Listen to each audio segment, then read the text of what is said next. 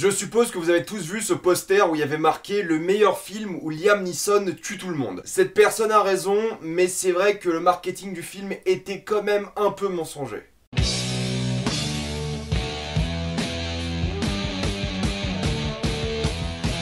Sans froid. Comme d'habitude, ce qui est indiqué dans le titre de la vidéo, il n'y aura pas de spoiler parce que vous êtes tranquille, après on va tout spoiler. C'est vrai que quand tu vois que la bande-annonce, t'as juste l'impression qu'ils ont pris Liam Neeson et ils ont essayé de refaire Taken, Non-Stop ou The Passenger. Mais c'est pas du tout ça, parmi ces trois films-là, Sans froid est de loin le meilleur parce qu'il est complètement différent. Sans froid est à peine un film d'action. C'est une sorte de thriller dramatique, comique à certains moments. Sans froid est l'histoire du personnage de Liam Neeson qui habite dans une petite ville fictive du Colorado appelée Kehoe. Il est honoré en tant que citoyen de la ville car il est chauffeur de chasse-neige dans cette ville et c'est lui qui permet à tout le monde d'aller travailler le matin et le soir. Sauf qu'un jour son fils va être retrouvé mort à cause d'une overdose d'héroïne, sauf que son fils n'était pas du tout un drogué. Et Liam Neeson essaie de découvrir comment et pourquoi son fils est mort. Et il tombe sur un cartel de drogue qui va le pousser à chercher le patron de ce cartel pour le tuer. C'est vrai que dit comme ça aide pas du tout l'image du film parce qu'on dirait juste un film d'action complètement stupide. Et le film commence de cette manière, on dirait vraiment un film d'action, mais ça devient bien plus complexe que ça. Il y a un nombre impressionnant de personnages et ils ont tous une utilité. Je sais plus trop ce que la bande-annonce nous révèle, mais je vais garder les parties les plus intéressantes pour les spoilers. Mais c'est vrai qu'au départ, tu pars du postulat où Liam Neeson a un enfant qui habite avec lui dans cette ville fictive, un enfant qui travaille à l'aéroport et il a une femme qui est incarnée par Laura Dern. Son fils se fait assassiner, ce sera Liam Neeson qui ira buter toute personne du cartel de drogue. Et c'est vrai que le film commence un peu comme ça, et c'est ça qui est un peu, je pense, péjoratif pour l'image du film, c'est qu'on dirait juste encore un film où Liam Neeson tue tout le monde. Mais ça évolue assez bizarrement parce que ça devient plus l'histoire d'un père qui n'a jamais été connecté à son fils, ça devient l'histoire d'un méchant qui est à la tête d'un cartel de drogue qui ne sait pas gérer sa relation avec son fils. La figure du père dans le film est extrêmement importante. Tous les problèmes et toutes les solutions causées dans ce film sont faits par des pères de famille. Des pères de famille peu orthodoxes parce que c'est souvent des patrons de cartel de drogue, mais c'est que des pères de famille. Du coup, ça a été un film qui va clairement parler de paternité. Ce qui est vraiment bizarre vu la gueule du film et les bandes annonces, mais c'est le cas. Et ça va être une histoire assez complexe parce que déjà t'auras toute cette histoire de famille entre tous les parents et les enfants. À chaque fois il y aura une relation différente avec chaque père et chaque enfant. Et t'auras surtout une histoire complexe entre ces cartels de drogue qui ont une histoire, qui ont un passé, qui ont des objectifs, des motivations. Et parmi ces cartels de drogue, t'as même des personnages avec des vrais enjeux, des vraies motivations et une vraie personnalité. Et t'as même un passage dans le film où un mec raconte ses ébats sexuels dans des motels. Et t'as vraiment l'impression que c'est un truc qui sert vraiment à rien. Et au final ça sert à rien pour l'histoire générale du film, mais ça permet de lancer sur un gag vraiment très intéressant par la suite, et qui contextuellement fonctionne bien. Il y a un truc tout bête que le film fait, c'est qu'à chaque fois qu'un personnage meurt, il y aura une image noire avec le nom de la personne qui se fait tuer, le pseudo de la personne et la religion qu'il pratiquait. Et c'est un truc qui va être utilisé de nombreuses fois à effet dramatique, mais aussi à effet comique. Et c'est dingue parce que Liam Neeson, t'as l'impression à la fin du film que c'est celui qui a le moins de développement de personnage. T'as l'impression que t'as des membres du cartel qui ont à peine un prénom, je crois qu'on dit jamais leur prénom même, qui ont plus de développement de personnage que Liam Neeson. Mais c'est pas une mauvaise chose parce que Liam Neeson c'est vraiment le symbole de la paternité dans le film et il est juste là pour symboliser entre guillemets la pureté du père plus que être développé. Mais même lui, surtout au début du film, a des passages assez difficiles et connaît une sorte de moment dépressif suite à l'annonce de la mort de son fils. Mais encore une fois, vu que c'est un film pseudo d'action, ça dure pas longtemps. Mais t'as quand même cette scène qui est assez marquante et qui montre bien les motivations du personnage de Liam Neeson. Donc il y a l'histoire de cartel de drogue qui est bien énoncée, t'as l'histoire de Liam Neeson et son fils et la relation qu'ils n'ont jamais eue, t'as l'histoire entre Liam Neeson et Laura Dern qui va vite partir en couille, t'as l'histoire entre le patron du cartel de drogue et son fils, t'as d'autres histoires mais j'ai pas envie de spoiler parce que je sais pas trop ce que dit la bande-annonce, et t'as l'histoire avec Amy Rossum qui vous connaissez sûrement pour Shameless, qui est là et qui pour le coup elle a le moins de développement de personnage, a le moins de prestance dans le film, mais son intrigue elle est fondamentale à la construction de l'univers du film. Parce qu'au fait t'y crois à cette ville fictive du Colorado, c'est à 3 heures de Denver, c'est une grosse ville qui sert de station de ski, c'est une ville très touristique et t'as l'impression que c'est une ville qui vit justement grâce à l'intrigue de ces policiers, d'Amy Rossum en particulier. Mais j'avoue que l'intrigue policière n'est pas soutenue que par Amy Rossum, il y a aussi John Donman qui donne vraiment de la vie à cette ville. Et c'est pas un film qui est fait à l'arrache parce que vraiment ils ont réussi à créer une ville de toutes pièces, enfin de toutes pièces, ils ont réussi à rendre une ville déjà existante fictive et ils l'ont fait plutôt bien. C'est vraiment bien filmé et t'as un vrai travail sur les décors, c'est que ça sera ou d'énormes montagnes en paysage, ou Denver, ou des pièces de mecs super riches, ou des pièces de mecs qui habitent dans un recoin complètement perdu de cette ville de Kiho. Il y a un vrai travail sur la lumière et en fonction des circonstances. À chaque fois la lumière a un sens, mais c'est vraiment les montagnes et la neige qui est mise en valeur dans ce film. T'as envie d'y être, c'est absolument magnifique. Le film est réalisé par Hans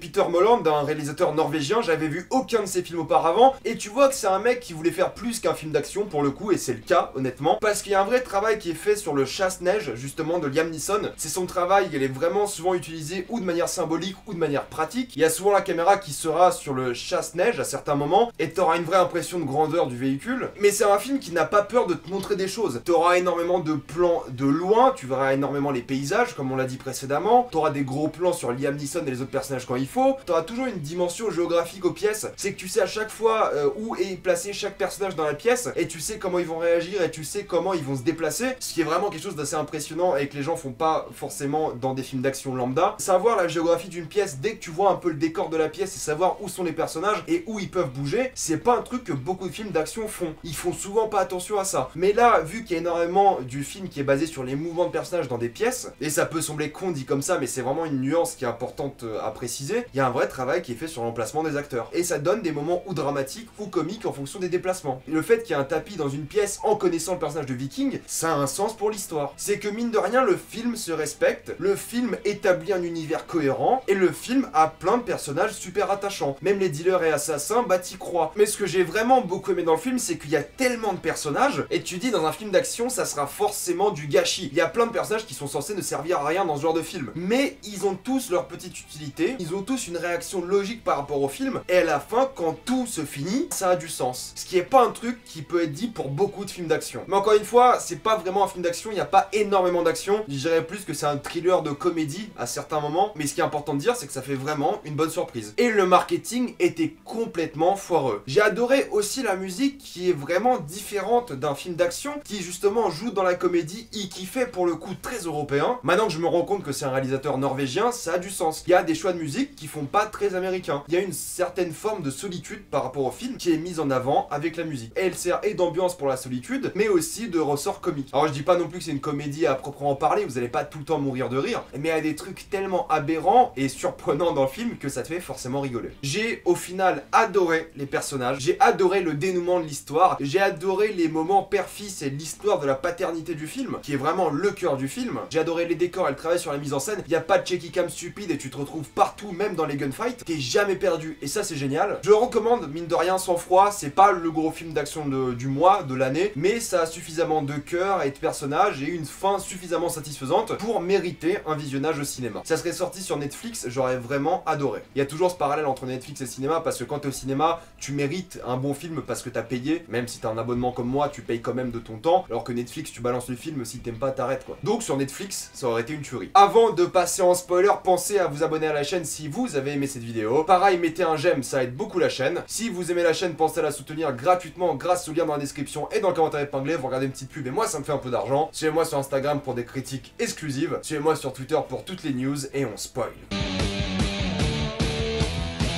Pour la partie spoiler, j'essaie un truc. C'est stylé ou pas? Si vous aimez pas, vous me dites dans les commentaires. Il y a plein de trucs à dire à propos de ce film en partie spoiler, il y a vraiment énormément de trucs qui ont lieu dans le film. En gros, pour résumer un peu l'histoire, c'est que le fils de Liam Neeson est retrouvé mort. Il se fait assassiner par le cartel de Viking. Viking qui a hérité du cartel de drogue grâce à son père. Il tue donc Kyle, le fils de Liam Neeson, ou de comme on l'appelle dans ce film, Coxman, c'est un peu marrant. Il tue son fils sur un quiproquo parce que c'est pas lui qu'ils auraient dû tuer, mais Dante, son pote, qui lui avait volé le kilo de cocaïne. D'ailleurs, Dante a une excuse assez bidon par rapport à ça, c'est qu'il dit que c'était que 1 kilo de cocaïne, la cocaïne étant l'un des matériaux les plus chers au monde. Donc j'aime beaucoup sa réaction, il arrive en mode « Oh, c'était que 1 kilo ». Ouais, c'est beaucoup 1 kilo quand même, hein, c'est beaucoup. Même si tu le vends à 100$ le gramme, ça fait quand même 100 000 $. Donc le mec Dante, il était un peu fou. Cocaïnomane, c'est compliqué. Tout ça pour dire que Kyle se fait tuer, et Liam Neeson est au bout du gouffre. Vraiment, il a cette scène où il essaie de se suicider, parce que mine de rien, il a l'air d'être un mec assez froid, sans mauvais jeu de mots, il a le sang froid, pardon. Il a l'air d'être un mec qui est assez froid et qui ressent pas trop d'émotions, mais il a vraiment cette scène où il boit un peu d'alcool, il essaie de se suicider, mais c'est justement Dante qui le croise et qui l'en empêche. Et pareil pour Laura Dern, elle a l'air plutôt froide, et tu vois que leur relation avec Liam Neeson n'était pas terrible. horrible et que justement elle profite, entre guillemets elle profite, ou du moins c'est l'élément déclencheur de la mort de Kyle pour s'en aller et le quitter, ce qui fait pas spécialement du mal à Coxman parce que mine de rien maintenant il a une motivation, c'est buter Viking. Alors c'est assez marrant parce que ça commence avec les petits sbires de Viking, il tue Speedo je crois et Limbo. Par contre un truc tout bête c'est que Limbo il me semble que c'était son pseudo, par contre il a mis son pseudo sur Facebook. Le mec est un peu un crétin mais c'est comme ça. Et j'aime bien parce que Liam Neeson c'est un mec lambda, il a pas de parcours militaire, il a rien à voir avec les cartels sauf son frère qui bossait pour le cartel, mais sinon c'est pas un mec qui s'y connaît, il a pas de passé vraiment de mec, de mercenaire ou d'assassin ou quoi que ce soit. C'est un mec lambda qui a perdu son fils, qui a plus rien à perdre et qui bute 3 sbires avant d'avoir l'information sur qui est Viking. Donc j'aime bien parce que c'est un mec qui sait pas trop faire et il dit que la manière dont il dispose de ses corps, d'ailleurs c'est des scènes magnifiques où il jette les corps dans cette cascade, il dit que c'est quelque chose qu'il a chopé dans un polar, ce qui est complètement stupide mais vu qu'il s'y connaît pas, ça a du sens. Par contre j'aurais aimé qu'il y ait plus de développement entre lui et son frère, il était considéré comme le Iceman et il bossait pour le père de Viking, et j'aurais aimé peut-être plus de développement entre lui et son frère, voir est-ce que Liam Neeson avait un rapport avec Viking ou du moins son père, ou est-ce qu'il était complètement excentré de cette vie et n'avait rien à voir avec le cartel. Ça aurait été peut-être intéressant de toucher un peu là-dessus et ça aurait mérité plus de développement, mais en fait t'as assez de développement entre tous les personnages, que ce soit Liam Neeson ou son frère le Iceman, pour que lorsqu'il meurt, bah tu ressens un petit truc. Quand Iceman meurt, bah tu sais que c'est le frère de Liam Neeson, tu sais qu'il aime son frère parce qu'il aide à trouver le nom de Viking, tu sais qu'il aime sa femme, et quand il meurt, bah tu sens un petit truc. Et le pire c'est que tu sens un petit truc parce qu'il meurt avec honneur, parce qu'il vend pas la mèche et il ne trahit pas son frère. Donc à chaque fois qu'il y a un personnage qui meurt, bah il y a une raison et il y a un peu de développement de personnage, et quand cette personne là meurt, bah tu ressens un petit truc. La seule mort qui est vraiment stupide et qui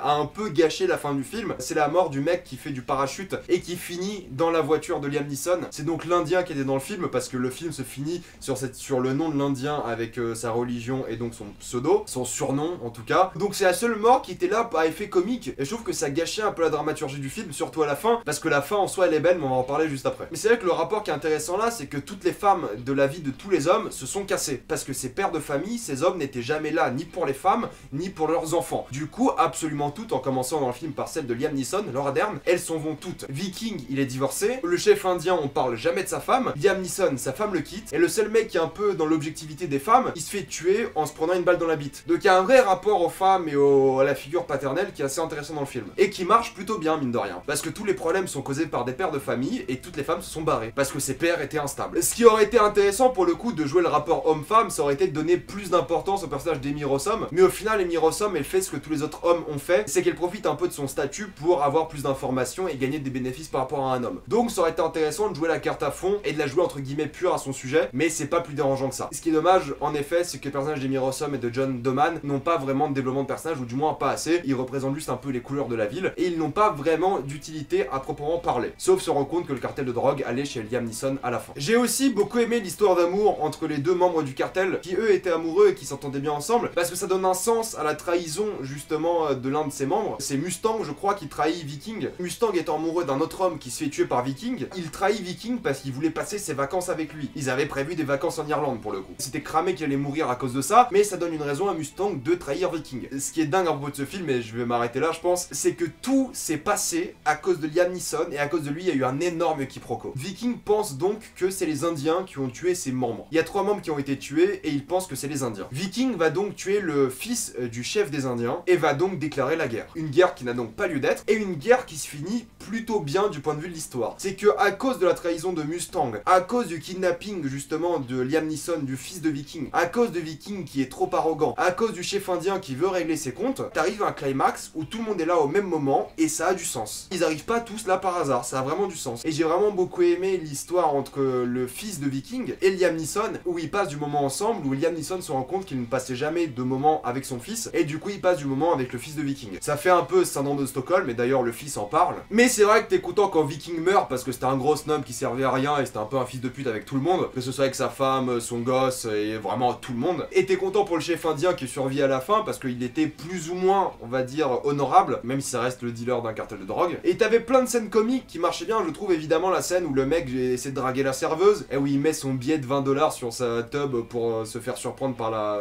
femme de ménage, mais il se fait surprendre par les Indiens et il se fait tuer. De manière symbolique, il se prend une balle dans le pénis. Et t'as ce moment où le gardien de l'école arrive pour voir Viking, et il lui donne des informations au sujet de Viking, et il lui demande 10 000$ en échange, et sans rien, t'as juste panneau avec le nom du gardien de l'école pour symboliser qu'il était mort. Et j'ai beaucoup aimé cette histoire de panneau parce qu'elle marche vraiment bien, surtout après la scène finale, t'as tous les noms de toutes ces personnes qui sont mortes. Ça fait un vrai poids, t'as l'impression qu'il y a des vies qui ont été perdues. Et quand t'as Amy Rossum qui arrive là avec les lumières dans la nuit, les lumières de police, ça rend bien parce que tu sais qu'il y a beaucoup de morts qui sont là et ça fait une bonne scène qui a de la gueule. Et ça symbolise aussi le fait que la police aurait dû intervenir beaucoup plus tôt. Là, les phares de la police n'éclairent que le sang. Juste déçu un peu de la fin, que ça a été dédramatisé à fond parce qu'il y avait une fin entre ces deux parents qui savaient qu'ils avaient échoué, ils étaient en voiture et tu vois qu'ils allaient faire autre chose de leur vie, ou du moins qu'ils allaient se faire choper par la police. En tout cas, en ce qui concerne le personnage de Liam Neeson, c'est sûr qu'il va se faire choper par la police. Mais c'est vrai que t'avais ce moment honorable qui était un peu gâché par le mec qui faisait du parachute et qui est mort. Pas de chance, mais bon, c'est vrai que le niveau drama, c'était pas terrible. Mais en tout cas, ça reste un film complètement kiffant que je vous conseille. Avez-vous vu Sang-Froid? Si oui, mettez-moi ça dans les commentaires. Comme d'habitude, pensez à vous abonner à la chaîne pour plus de vidéos. Mettez un j'aime, ça aide beaucoup la chaîne. Si vous aimez la chaîne, pensez à la soutenir gratuitement grâce au lien dans la description et dans le commentaire épinglé. Vous regardez une petite pub et moi, ça me fait un peu d'argent. Suivez-moi sur Instagram pour des critiques exclusives. Suivez-moi sur Twitter pour toutes les news. Et salut à tous.